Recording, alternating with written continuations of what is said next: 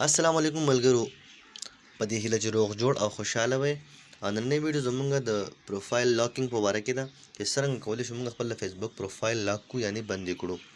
د فیسبوک پروفایل د لاک کولو یا د بندولو د دې فایدې دا دي چې زموږ کم ملګري زموږ سره په فرینډ لیست کې وي، کم زموږ ملګري هغوی به صرف زموږ پروفایل کم تصویران موږ شیر کوو پروفایل باندې، یا کم زموږ پوسټونه وي یا سټوریز وغیره وي، دا به صرف زموږ ملګري کتی شي.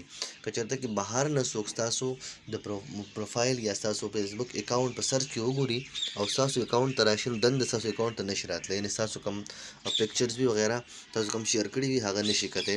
او بله خبر دا چې دا سیکورټي دپاره دا لازمي ده چې ستاسو اکاونټ به صحیح هغه به سیف وي، یعنې څوک به ستاسو آی ډي د فیسبوک نشي خرابولی.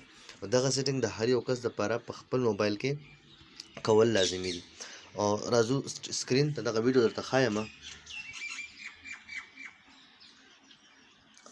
دغه مخامخ تاسو ته ښکاري، په دغه درې کرښې تاسو ته کومې ښکاري بره په دې باندې به کلیک کوئ، بالکل په ایزي طریقه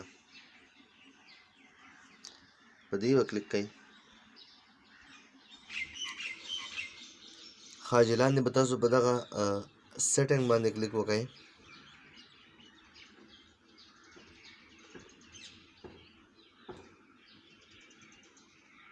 په دغه سیټینګ به کلیک کوئ.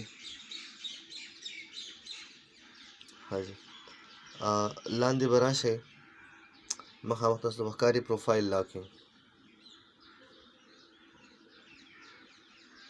په دې پروفایل لاکینګ باندې به کلیک کوئ. په دې مو کلیک وکړو.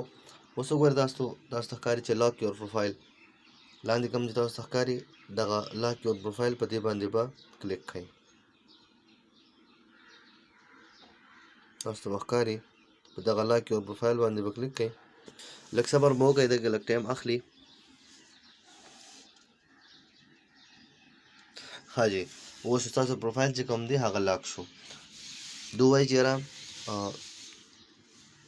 تا خپل پروفایل لاک کو، اوس به صرف ستا ملګري به ستا تصویران کتی شي، پوسټونه به کتی شي او ستا سټوریز به ستا پروفایل باندې وي.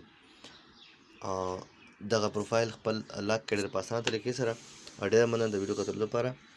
تر بلې ویډیو، د الله په امان.